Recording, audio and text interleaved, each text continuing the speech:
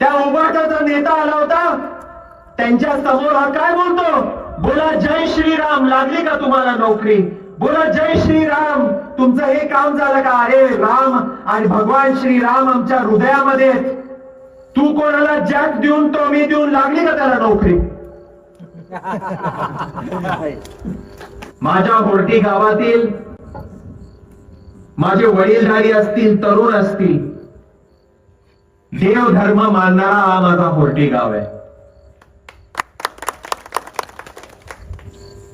मला तुम्हाला एकच प्रश्न विचारायचा आहे, अरे ह्या काँग्रेसवाल्यांनी आपल्या देवाची, आपल्या रामाची हे टिंगल टवाळी करायची, हे मंदिर कधी बांधणार, हे कसे बांधणार आम्ही पण बघू. आणि तुमच्या डोळ्यासमोर या देशाचा वाघ पंतप्रधान श्री नरेंद्रभाई मोदीने भव्य राम मंदिर या देशामध्ये बांधून दाखवलं. त्या हजारो कारसेवकांनी ज्यांनी आपलं आयुष्य या राम मंदिरासाठी अर्पण केलं, ते फक्त त्या दिवशी माझ्या रामाची मूर्ती जेव्हा त्या मंदिरामध्ये दिसली, आपल्या डोळ्यामध्ये जो अश्रू आला, तो अश्रू तुम्ही 7 तारखेला मतदान करताना तुम्ही विसरू नका. हे आपल्या आस्थेचा विषय. अरे जय श्री राम बोलल्यावर आपल्या अंगावर जो शहारा येतो, हे आपल्या आत्मीयतेचा, आपल्या धर्माचा, आपल्या संस्कृतीचा विषय. हा निवडून आलेला उमेदवार मागचा माजी खासदार, हा आपल्या देवाची टिंगल करतो, धर्माची टिंगल करतो. तुम्ही बघा त्याचं भाषण. त्या उभाटाचा नेता आला होता, त्यांच्या समोर हा काय बोलतो, बोला जय श्रीराम, लागली का तुम्हाला नोकरी, बोला जय श्रीराम, तुमचं हे काम झालं का, अरे राम आणि भगवान श्रीराम आमच्या हृदयामध्ये, तू कोणाला जॅक देऊन तो मी देऊन लागली का त्याला नोकरी. माझ्या धर्माबद्दल, देवाबद्दल बोलू नको.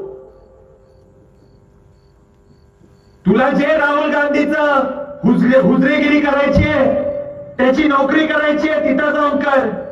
हा धाराशिव जिल्हा, हे तुळजापूर तालुका आणि हे होर्टी गाव, हे नरेंद्रभाई मोदी आणि हिंदू धर्माला मानणारं गाव आहे. रामचंद्र की जय. मिलिंदजी पाटील साहेब आज व्यासपीठावर आहेत. मला साहेबांना विचारायचंय, साहेब हा विरोधी उमेदवार मागच्या वेळेस आपल्या आशीर्वादानं निवडून आला का नाही आला. त्यांनी मान्य केलं, मोदीची कृपा झाली. नाही नाही साहेब, असं नाही. त्याचं आता म्हणणं आहे की कोण मोदी.